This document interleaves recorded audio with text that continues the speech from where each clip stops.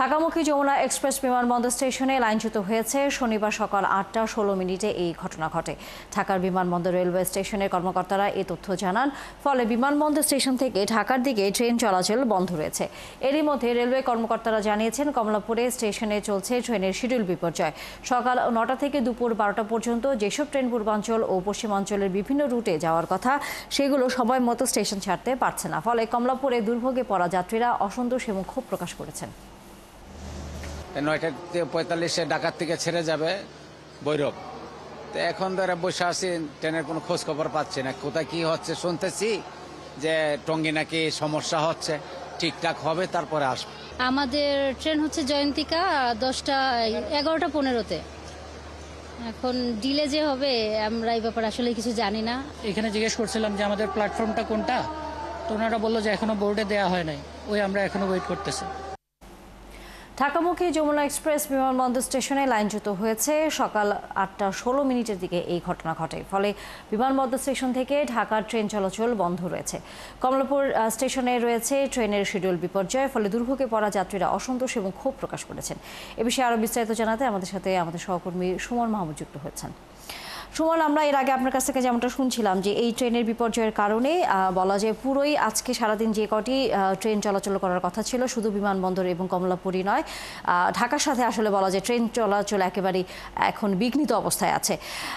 সর্বশেষ যেই খবর আপনার কাছে আছে সেটি জানতে চাই যে এই শিডিউল বিপর্যয় ঠিক হতে আনুমানিক কতটা সময় লাগতে পারে এবং নতুন করে রিশিডিউলের বিষয়ে আসলে রেল কর্তৃপক্ষ কী উদ্যোগ নিচ্ছে?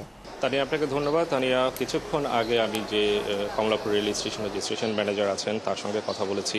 তিনি যে বিষয়টি আমাদেরকে জানিয়েছেন যে এয়ারপোর্ট রেল স্টেশনের ঠিক আগে কসাইবাড়িতে যমুনা এক্সপ্রেসের একটি বগি লাইনচ্যুত হয়েছে এবং সেই বগি একটি উদ্ধারের জন্য যে রিলিফ ট্রেন আছে সেই ট্রেনটি তারা পাঠিয়েছেন বেশ কিছুক্ষণ আগে, এবং সেখানে রিলিফ ট্রেনটি আসলে কাজ করছেন সেই বগিটিকে আসলে লাইনে ওঠানোর জন্য। সেই কাজটি শুরু হয়েছে বেলা 12টার দিকে। এখন ঠিক 12:15 বাজে।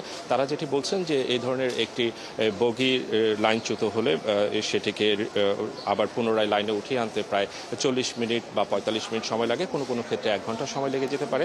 সেই তথ্যটি তারা আমাদেরকে জানিয়েছেন যে 1 ঘন্টার মধ্যে হয়তো বা ট্রেনটি স্বাভাবিকভাবে আবার চলতে পারবে।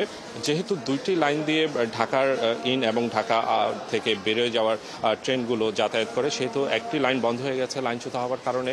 সেই কারণে একটি লাইন দিয়ে ঢাকার ভিতরে ঢাকার বাইরের গাড়িগুলো ট্রেনগুলো ঢাকায় প্রবেশ করছে এবং একই লাইন দিয়ে ঢাকার ভিতর থেকে ট্রেনগুলো বেরোচ্ছে। সেক্ষেত্রে কিছুক্ষণ আগে প্রায় 45 মিনিট ডিলে করে একটি ট্রেন ছেড়ে গেছে ঢাকা থেকে সিলেটগামী যে জয়ন্তিকা এক্সপ্রেস, সেটি জাস্ট 2 থেকে 3 মিনিট আগে কমলাপুর রেল স্টেশন ছেড়ে গেছে। ঠিক ডান পাশে তিতাস কমিউটার একটি ট্রেন রয়েছে, তার আসলে সময় ছিল ঠিক 10:15 দিকে ঢাকা থেকে ছেড়ে যাবে, কিন্তু সেই ট্রেনটি এখনও লাইন ক্লিয়ার না হওয়ার কারণে এখন পর্যন্ত ট্রেনটি অবস্থান করছে।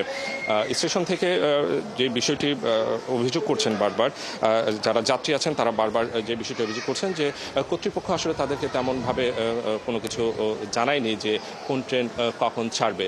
তবে কর্তৃপক্ষ যেটি আমাদেরকে জানিয়েছেন যে বিকেল 4টা বা 5টার মধ্যে ঢাকা থেকে যে ট্রেনগুলো বিভিন্ন গন্তব্যে যাওয়ার জন্য অপেক্ষা করছে প্রায় সবগুলোই ছেড়ে যেতে পারবে এবং সেই ক্ষেত্রে 1, 2 বা 3 ঘন্টা ডিলে হতে পারে। তানিয়া, ধন্যবাদ সুমন মাহমুদ। নিশ্চয়ই আমরা ফিরবো আবারও ট্রেনের এই শিডিউল বিপর্যয় কতটা কাটিয়ে ওঠা গেল সেটাই জানবার জন্য। দর্শক, সহকর্মী সুমন মাহমুদ ছিলেন এতক্ষণ বিমানবন্দর রেল স্টেশন থেকে।